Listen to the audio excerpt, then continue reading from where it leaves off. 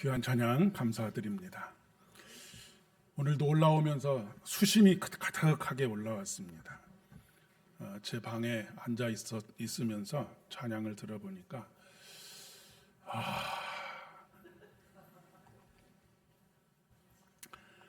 남자분들이 여자분들의 치마를 막 이렇게 잡아 당기는 것처럼 우리 남성 파트가 계속 이렇게 플래시 돼가지고 조금 오늘 어떻게 될까라고 생각했는데 역시 올라와 보니까 또 다른 모습을 보여주셔서 이 자리가 갖는 특별한 은혜가 있는가 보다라고 그렇게 생각을 합니다. 예, 귀한 찬양 다시 한번 진심으로 감사드립니다. 한 주간 평안하셨습니까? 예. 우리나라에는 기독교 정신을 표방한 기업들이 꽤 많이 있습니다. 여러분이 이름만 대면 알만한 기업들도 꽤 있지요. 굳이 기독교 정신을 표방하지 않는다고 하더라도 크리스찬들이 경영하는 기업들도 적지 않게 많이 있습니다. 뿐만 아니라 한 10명 중에 2사람은 그리스도인이라고 하니까 5명 중에 1사람 정도는 어디에 가서든지 사람들과 관계를 맺고 또 일을 해가는 그런 상황 속에 있지요. 제가 오래전의 이야기입니다. 청년 목회를 할 때에 청년들에게는 요즘은 더 어렵지만 예전에 청년들이 회사에 입사를 하게 되면 굉장히 축하를 받고 또 그만큼 어려운 일들을 해냈기에 대견하게 생각되던 그런 일들이 있었습니다. 한 청년이 좋은 대학을 나오고 좋은 직장에 들어가서 많은 사람들의 부러움도 샀고 칭찬도 받았는데 한 6개월 정도 직장 생활을 한 이후에 저한테 목사님 상담을 조금 하고 싶습니다 라고 상담을 청해 왔습니다. 교회 안에서도 신앙생활을 정말로 열심히 하던 친구였고 공부면 공부 또 교회 일이면 일 정말로 신실하게 잘 감당하는 친구였기에 무슨 일인가라고 생각을 하고 상담을 시작했는데 그 친구의 그 상담 내용은 이것입니다. 과연 회사 안에서 그리스도인으로서 살아가는 것이 어떤 것이고 과연 회사 안에서 그리스도인으로서 살아가는 것이 가능합니까? 라고 하는 질문을 제게 던졌습니다. 왜냐하면 꿈에 부풀어서 자신의 비전을 자신의 달란트를 가지고 마음껏 펼쳐보겠다라고 생각을 하고 직장에 입사를 했는데 당장 맞닥뜨린 것이 온갖 부정한 일들 그런 일들이 다반사이고 또 때때로는 불의와 타협해야 하는 일들이 너무나 많이 있었기 때문에 그렇습니다. 과연 내가 이 구조 속에서 하나님의 말씀에 따른 올바른 판단과 결정을 가지고 계속해서 1년, 2년을 하는 것도 아니고 평생을 이 직장에서 살아야 하는데 그 길을 계속해서 걸어갈 수 있겠는가라고 하는 그런 이야기였었습니다. 참 많은 대화를 했던 것 같습니다. 그리고 뚜렷한 해답이 있는 것도 아닙니다.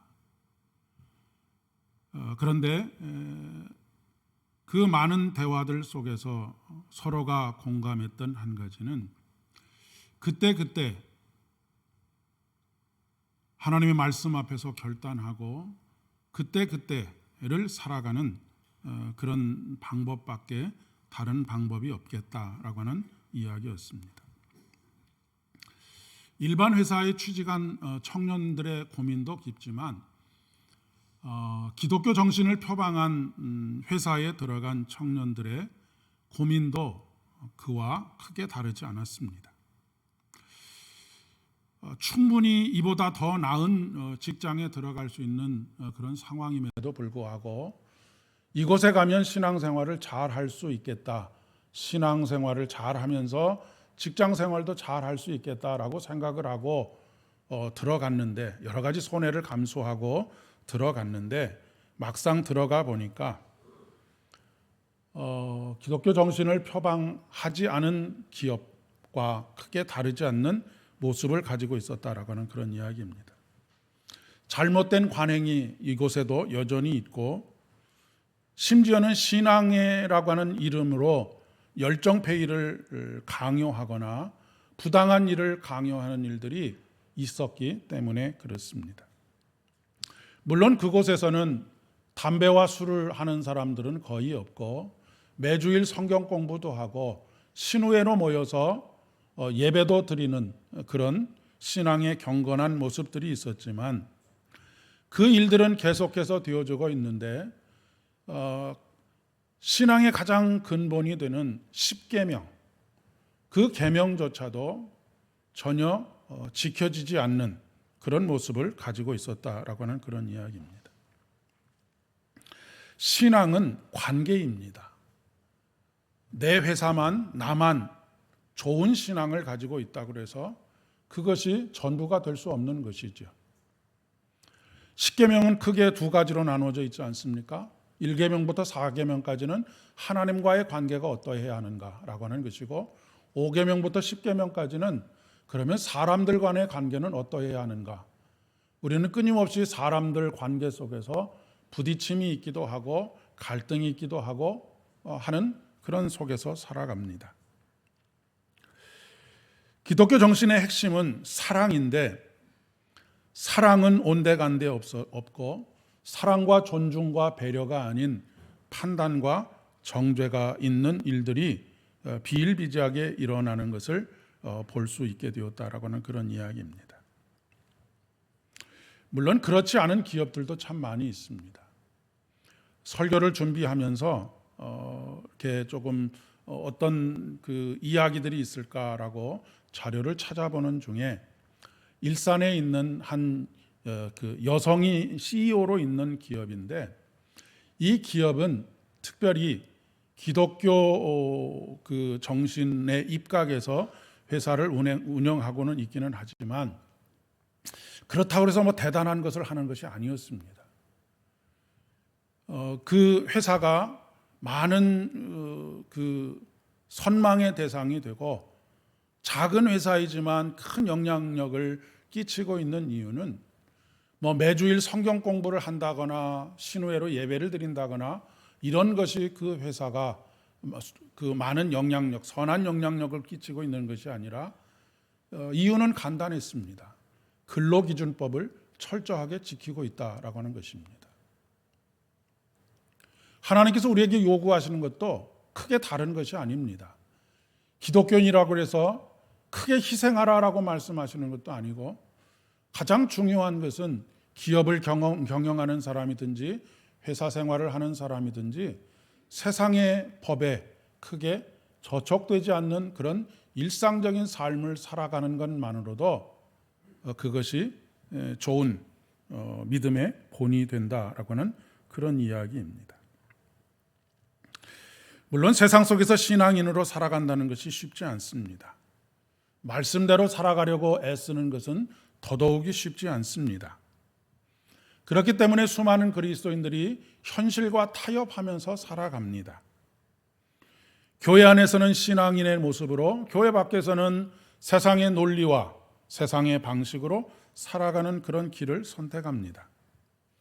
조금 세련된 신앙인들은 기독교 정신을 표방하는 기업처럼 경건의 모습은 취하지만 내면에는 경건의 능력이 없이 그렇게 기업이 운영되어지는 그런 일들도 비일비재하게 나타나고 있습니다.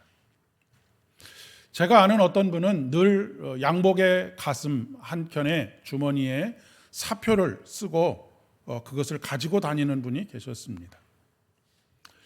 그 사표를 가지고 다니는 이유는 무엇이냐면, 신앙적으로 도저히 받아들일 수 없는 그런 일이 자기에게 떨어졌을 때, 그런 상황이 되면 사표를 내겠다는 각오를 가지고 직장 생활을 하고 있기 있다라고 하는 그런 이야기였습니다. 사표를 가지고 다니기 때문에 그런 상황에 직면했을 때 사표를 던지는 것은 아니고 사표를 던질 각오를 가지고 있기 때문에 언제든지 불이한 결정에 대해서 그것을 되돌이키려고 하는 그런 판단과 결정을 내릴 수 있는 용기를 가질 수 있었다라고 하는 그런 이야기를 하곤 했었습니다. 물론 사표를 내는 것이 능사가 아닙니다. 사표를 내기보다는 오히려 그곳에서 상식적인 결정과 판단을 할 수 있는 기업의 문화로 바꾸려고 노력하는 것이 먼저이기 때문에 그렇습니다. 그리고 우리에게 필요한 것은 그렇게 아주 상식적인 것, 작은 일 하나하나가 어떻게 하나님의 말씀대로 순종하여 살아갈 때 열매들이 맺혀지는지를 사람들에게 보여주는 것입니다. 그냥 말로만이 아니라 그렇게 판단하고 결정한 일들이 어떻게 하나님께서 일하셔서 아름다운 생명의 열매들로 맺어지는지 그것을 보여주는 때까지 인내하면서 경주하는 믿음의 경주가 필요하다라고 하는 그런 이야기입니다. 오늘 누가복음 본문에 보니까 어떤 불의한 청지기에 대한 이야기가 나옵니다. 어떤 부자가 청지기에게 자신의 모든 가산을 다 맡겼습니다. 청지기는 주인의 모든 것들을 다 맡아서 하는 사람입니다. 여러분 요셉을 기억하시죠? 요셉이 보디발의 집에 있을 때에 요셉이 위임받은 일이 무엇입니까? 보디발의 아내 이외의 모든 것에 대한 결정권을 다 요셉이 가지고 있었습니다. 청지기는 이와 같은 사람입니다. 그런데 이 청지기가 주인의 소유를 낭비하고 있다라고 하는 이야기를 이 주인이 전해 듣게 되었습니다. 주인은 청지기를 불러서 이렇게 이야기합니다. 내가 이 사람 저 사람에게 네가 나의 모든 가산을 낭비하고 있다는 이야기를 듣고 있다. 어떻게 된 일이냐? 내가 보던 일들을 셈하여라 라고 그렇게 이야기를 합니다. 그리고 결론적으로는 이 청지기로서의 직무를 계속하지 못하리라 라고 그렇게 이야기를 하고 있습니다. 이 청지기에게는 청천벽력과 같은 상황입니다. 이제 이 청지기직에서 쫓겨나게 되면 먹고 살 일이 너무 막막했기 때문에 그렇습니다. 이제 그동안 그녀 앉아서 사람들을 시키고 하는 일들만 하다가 땅을 파자니 땅을 팔 힘이 없고 다른 사람들에게 이렇게 저렇게 부탁하여 구걸하는 것처럼 살자니 너무나 부끄러우니 어떻게 하면 좋겠는가라고 궁리하던 중에 그가 한 가지 깨달은 것이 있습니다. 이제 더 이상은 일할 수 없게 되었으니 일하지 못하게 된 후를 생각해서 주인에게 빚진 자들을 불러서 그 빚을 탕감해주는 은혜를 베풀어주면 후일에 나에게 그 은혜에 보답하는 것으로 이러저러한 것들을 공급해주지 않겠느냐라고 생각을 했던 것입니다.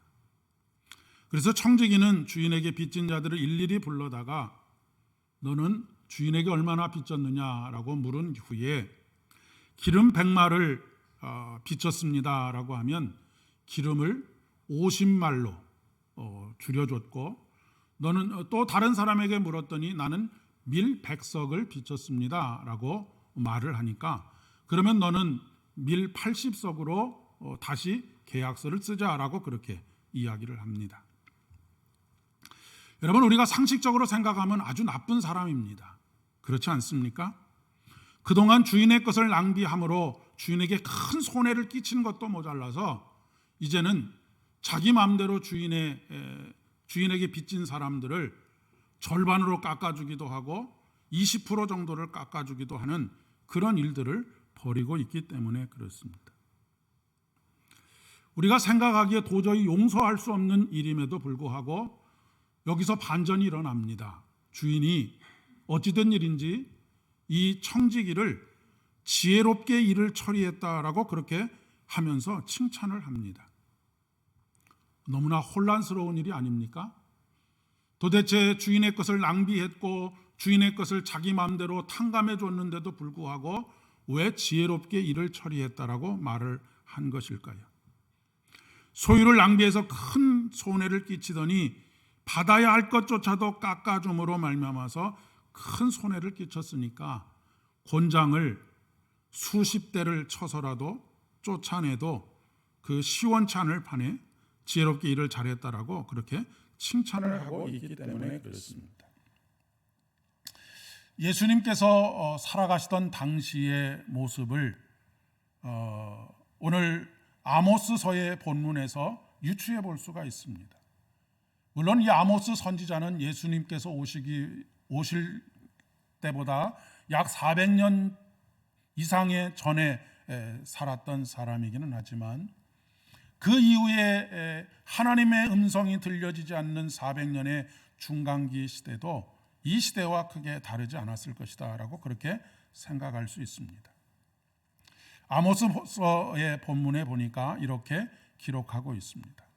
너희가 이르기를 월삭이 언제 지나서 우리가 곡식을 팔며 안식일이 언제 지나서 우리가 밀을 내게 할꼬 에바를 작게 하고 세계를 크게 하여 거짓 저울로 속이며 은으로 힘없는 자를 사며 신 한 켤레로 가난한 자를 사며 찌꺼기 밀을 팔자 하는도다.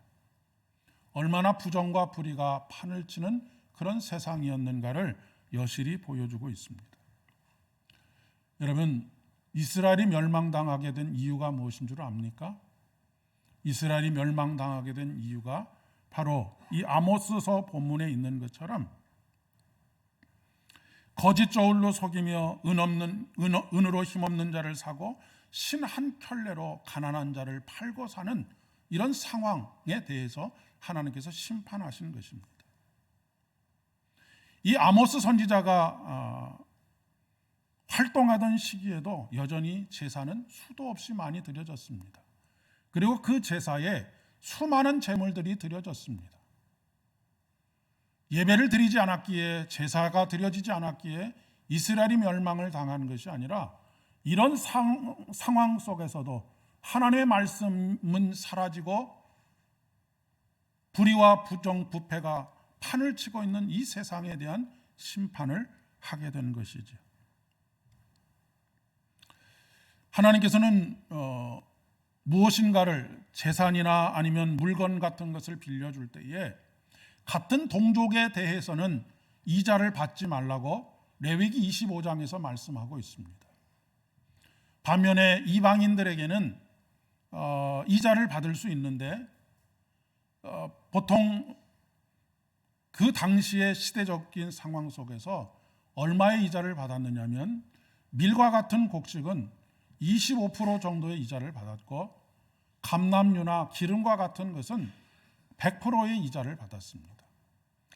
그런데 이 이자 속에는 고정 이율이 있고 또 변동 이율이 있습니다.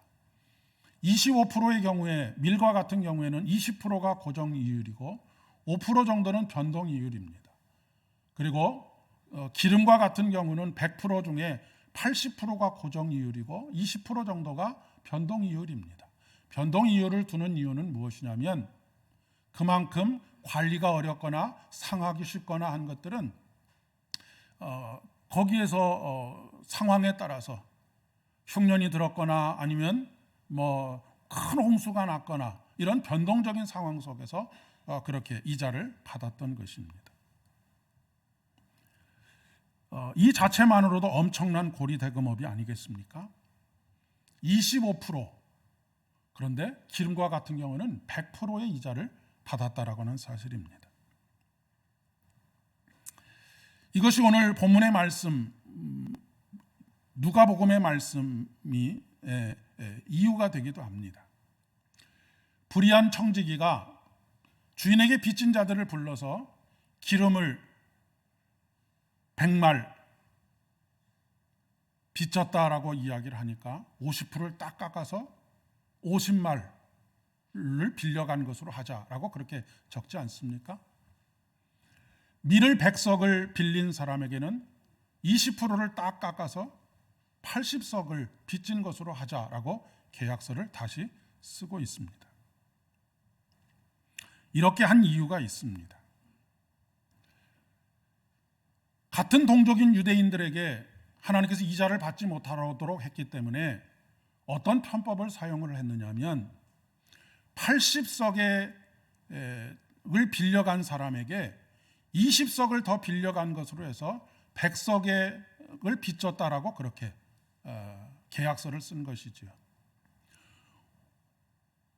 또 50말의 기름을 빌려간 사람에게 100%의 이자를 붙여서 100말의 기름을 빌려갔다라고 그렇게 계약서를 쓴 것입니다. 눈 가리고 아웅을 한 것이지요.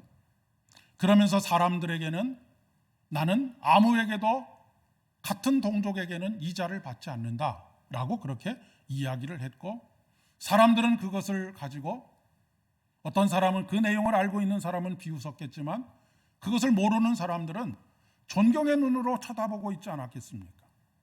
아, 저 사람은 정말로 동족에게 이자 한 푼도 받지 않고 그렇게 담보도 없이 빌려주었구나 라고 생각을 했을 것이다 하는 것이죠. 그랬는데 이 불의한 청지기가 100말을 50말로, 밀 100석을 80석으로 탕감하여 다시 계약서를 쓰는 것입니다. 무슨 말이겠습니까? 다시 정상으로 돌려놓은 것입니다. 그것은 깎아준 것이 아니라 본래 빌려갔던 것을 빌려간 그대로 계약서를 다시 작성하게 되었다라고 하는 그런 이야기입니다.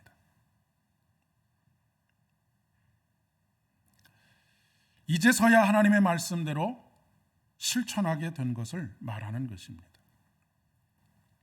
그런데 여러분, 이 불의한 청지기가 다시 계약서를 쓰게 된 이유가 무엇입니까?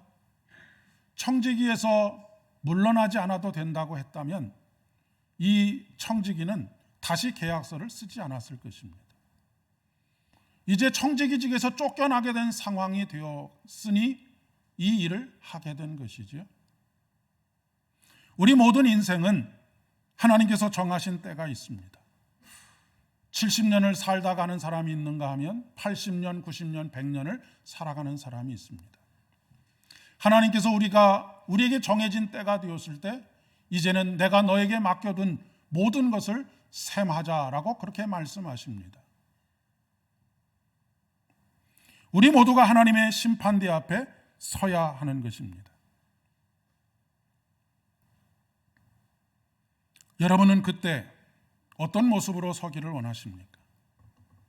내가 너의 삶을 보니까 내가 너에게 맡겨둔 건강과 시간과 물질과 또 사회적인 지위와 권력과 내가 너에게 맡겨놓은 가정, 내가 너에게 맡겨놓은 자녀들, 그런 것들을 낭비하면서 살았다라고 하는 그런 이야기를 듣는다라고 말씀하신다고 한다면 우리는 불의한 청지기와 같은 그런 심정이 되지 않겠습니까?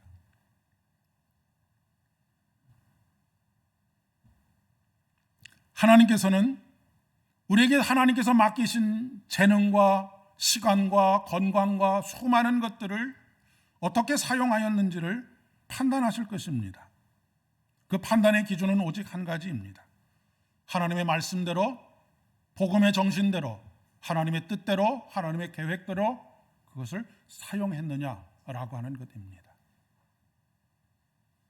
우리에게 주어진 것을 더 많이 부풀리기 위해서 다른 사람들의 것을 억지로 빼앗아 오지는 않았는지를 묻는 것이죠. 나의 시간들을 하나님께서 계획하신 인생의 길 위에서 하나님의 뜻대로 사용하지 아니하고 시간을 허비하고 낭비하는 삶을 살지 않았느냐를 물으실 것입니다.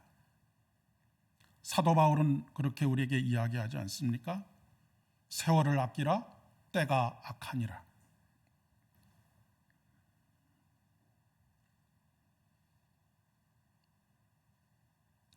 이 불의한 청지기는 완전히 쫓겨나기 이전에 이 모든 일들을 하고 있습니다.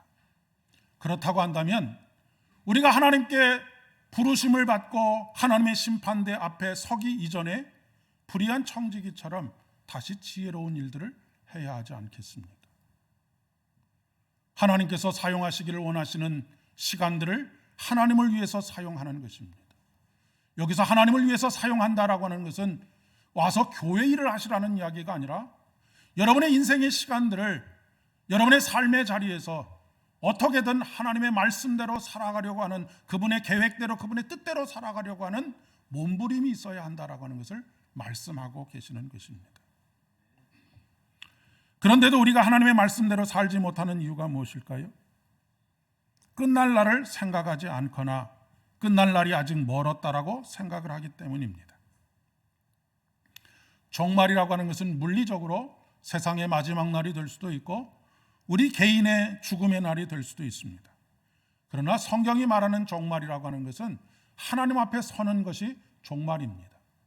우리는 날마다 하나님 앞에 섭니다. 그것이 바로 코람데오의 신앙입니다. 하나님 앞에서 살아가는 삶, 이것이 바로 종말로 살아가는 삶인 것이죠. 불의한 청지기가 마지막 날이 선고되어졌을 때 자신의 삶을 돌이켜서 다시 모든 것을 정상으로 하나님의 뜻대로 그렇게 돌려놓은 것처럼 우리들도 매일매일 하나님 앞에서 살아간다라고 하는 것은 내 삶이, 나에게 주어진 모든 시간과 건강과 재물과 모든 것이 하나님의 뜻과 하나님의 계획대로 사용되는 삶의 자리로 되돌려 놓는 것을 말하는 것입니다. 우리는 이러한 상황 속에서 이렇게 물을 수 있습니다. 하나님, 불의가 판을 치고 모든 것이 왜곡된 이 세상 속에서 어떻게 하나님의 말씀대로 살아갈 수 있습니까? 맑은 물에서는 고기가 살 수 없다는 말도 있지 않습니까? 적당히 탁해야 고기도 사는 것이 아니겠습니까? 라고 항변할 수도 있겠습니다. 그리고 말씀대로 사는 것이 불가능한 일인 것처럼 생각되기도 합니다.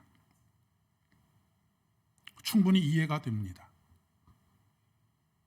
저도 때때로 순간적으로 현실과 타협할 때가 있기 때문에 그렇습니다.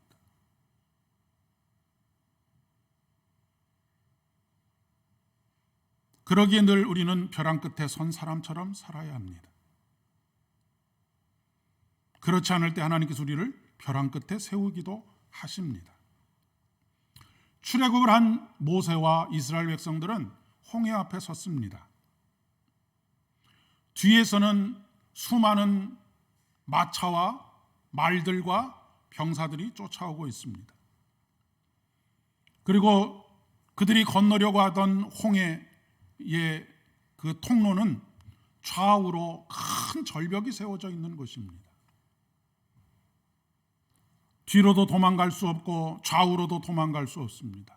그들이 나아갈 길은 오직 앞으로를 향하는 것밖에 없었습니다. 그런데 앞에는 넘실거리는 홍해가 가로막고 있습니다. 그들의 인생이 벼랑 끝에 선 것입니다. 그런데 하나님께서 모세의 지팡이를 가지고 가리킴으로 홍해가 갈라지게 하셨습니다. 그런데 갈라진 홍해 앞에 선 이스라엘 백성들의 마음이 어떠했을까요? 야, 이제 홍해가 갈라졌으니까 건너가자라고 이야기를 했을까요? 대부분의 사람들은 그렇지 못했을 것입니다. 왜냐하면 양옆으로 큰 물기둥이 서 있고 언제 그것이 물이 합쳐질지 알 수 없는 두려움과 공포가 그들에게 있었을 것이기 때문에 그렇습니다. 선뜻 발을 내디딜 수 없는 그 상황 속에서 믿음으로 누군가가 한 걸음을 내디딜 때 그 걸음을 따라 걷는 사람들이 생겼고, 그리고 마침내 그 홍해를 무사히 건널 수 있게 되었습니다. 두려움과 공포에 쌓여 있을 때 모세에게 모세가 이스라엘 백성들에게 외쳤던 말씀이 무엇입니까? 여호와께서 너희를 위해서 싸우시리라. 너희는 가만히 서서 그분이 우리를 위해서 하시는 일들을 보라 라고 그렇게 외치고 있습니다. 그렇습니다. 여러분, 우리가 세상 속에서 하나님의 말씀대로 살아간다라고 하는 것은 두려움이 있습니다. 내가 이것을 감당할 수 있을까? 이 대가를 감당할 수 있을까라고는 두려움이 있습니다. 그러나 누군가가 먼저 그 사람이 내가 되어야 하겠죠.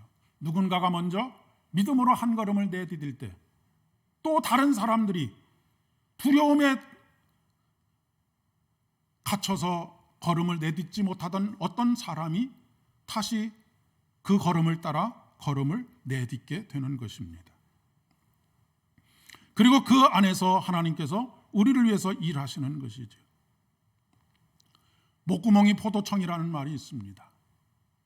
그러나 그것이 우리의 현실을 타협하는 일에 이유가 되지는 못합니다. 그리고 목구멍이 포도청이라 현실과 타협할 수도 있습니다. 그러나 그럴 때마다 끊임없이 다시 제자리로 돌아와야 합니다. 어떤 때 우리가 다시 제자리로 돌아올 수 있습니까? 우리의 끝을 생각할 때입니다. 하나님 앞에 다시 설 때 우리는 다시 돌아올 수 있습니다. 예수님께서는 불의의 재물로 친구를 사귀라고 말씀하십니다. 그리하면 그 재물이 없어질 때에 그들이 너희를 영주할 처소로 영접하리라 말씀하십니다. 여기서 불의한 재물이라고 하는 것은 부정한 방법이나 아니면 다른 옳지 못한 방법으로 얻은 재물이라는 뜻이 아니고 이 세상에 우리에게 주어진 모든 것들을 말하는 것입니다. 공동 번역에서는 세속적인 재물이라고 그렇게 번역을 하고 있습니다. 다시 말하면 하나님께서 우리에게 맡겨주신 건강과 시간과 물질과 모든 것들, 가정과 자녀들, 이런 것들, 모든 것들을 통하여서 친구를 사귀라고 하는 것입니다.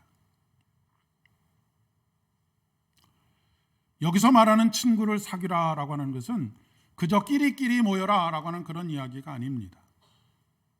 오늘 시편의 말씀에 보니까 여호와는 모든 나라보다 높으시며 그의 영광은 하늘보다 높으시도다.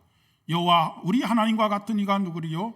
높은 곳에 앉으셨으나 스스로 낮추고 천지를 살피시고 가난한 자를 먼지 더미에서 일으키시며 궁핍한 자를 거름 더미에서 들어세워 지도자들 곧 그의 백성의 지도자들과 함께 세우시는 분이시다라고 말씀하고 있습니다.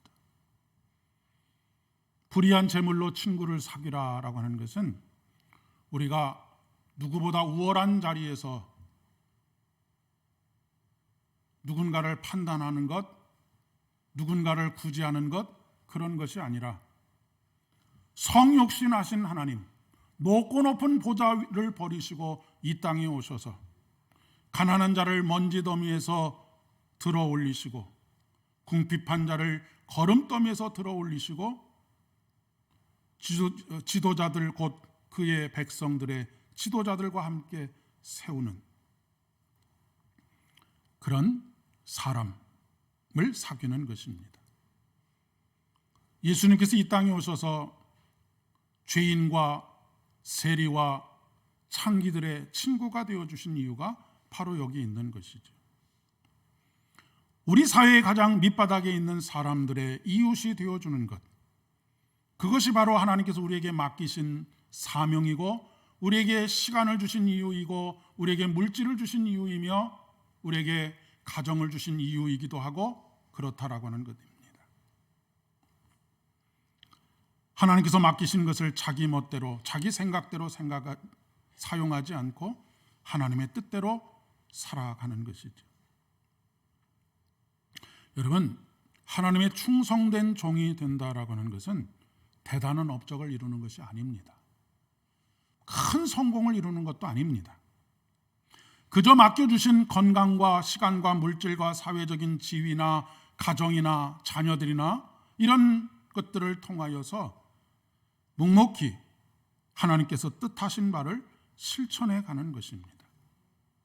이렇게 작은 일에 충성된 사람에게 하나님께서는 참된 것을 맡기신다라고 말씀하고 계시기 때문에 그렇습니다. 이번 한 주간도 말씀대로 사는 것이 만만치 않을 것입니다. 여러 가지 저항들이 있을 것이고 때로는 멸시와 천대를 받는 일들도 생길 수 있을지 모르겠습니다. 그러나 우리가 매일매일을 하나님 앞에서 살아가는 사람으로서 하나님께서 나를 그곳에 보내신 이유가 무엇일까? 나를 이 사람을 만나게 하신 이유가 무엇일까를 생각하게 되시면 하나님께서 말씀하시는 가장 기본인 용서와 사랑으로 말미암아 하나님의 놀라운 일들을 보게 하시는 귀한 은혜가 있게 되리라 그렇게 믿습니다. 이번 한 주간을 그렇게 살아갈 수 있기를 축복합니다. 기도하겠습니다.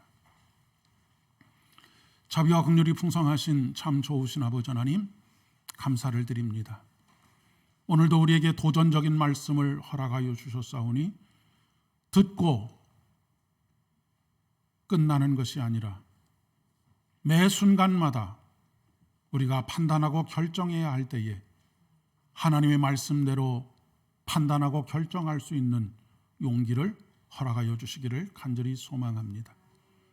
이렇게 우리에게 주어진 소소한 우리의 일상 속에서의 작은 충성이 참된 일들을 맡기시는 놀라운 복으로 우리에게 임할 수 있기를 소망합니다. 예수님의 이름으로 기도드립니다. 아멘.